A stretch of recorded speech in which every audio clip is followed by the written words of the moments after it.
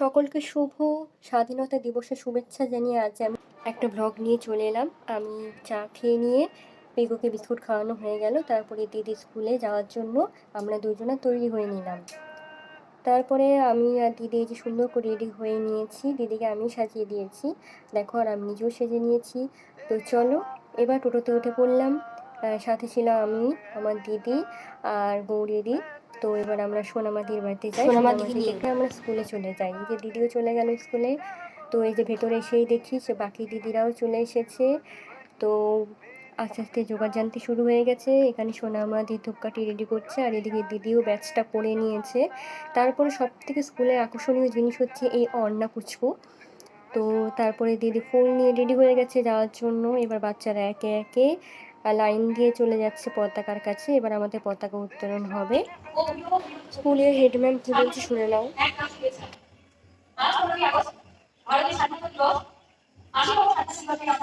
সম্মিলিত হয়েছি public SI memorial site academy প্রাঙ্গণে। আজকে দিনটি আমরা উদযাপিত করব স্বাধীনতা বোধের মধ্যে দিয়ে। প্রথমেই পতাকা উত্তোলন। আজকে দিনটি তারপরে আমরা জাতীয় সঙ্গীত শুরু করি।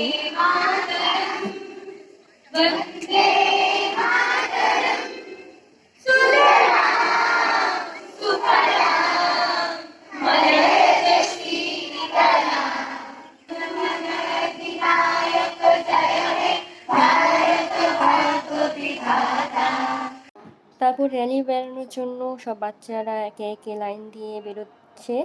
দেখো এই সবাই আমরা বেরিয়ে পড়েছি, আর পেছনে দেখো কত দূর পর্যন্ত লাইন ছড়িয়েছে। তো চলো এবার আস্তে আস্তে এগানো যাক।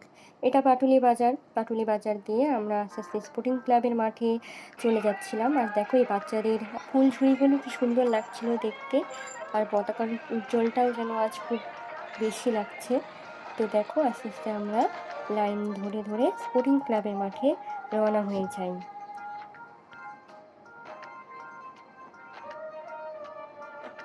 স্পোর্টিংয়ের মাঠটাও আজ খুব সুন্দর সাজিয়েছে, যেখানে অপূর্ব একটা দৃশ্য হচ্ছে আকাশ সহ পতাকা।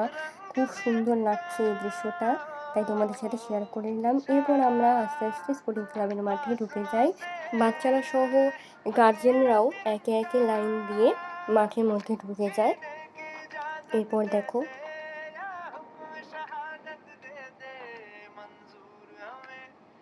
এদিকে পতাকার ওড়ার মুহূর্তটা আমিও ক্যামেরা বন্দি করলাম।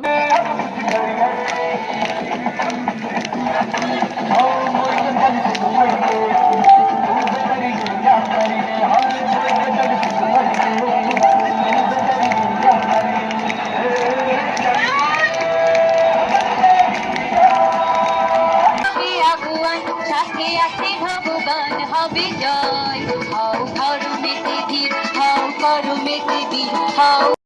এবার আমরা একে একে লাইন দিয়ে আমাদের প্রোগ্রাম শেষ করে আমরা একে একে স্কুলে ফিরে যাই। তো এবার আমরা নতুন পাড়া দিয়ে আমাদের স্কুলে যাই। এই যে দিদি স্কুলে আমাকে দিদি দাদা সব এই যেগুলো দিয়েছে। তো ব্লগটা এটুকুই ছিল।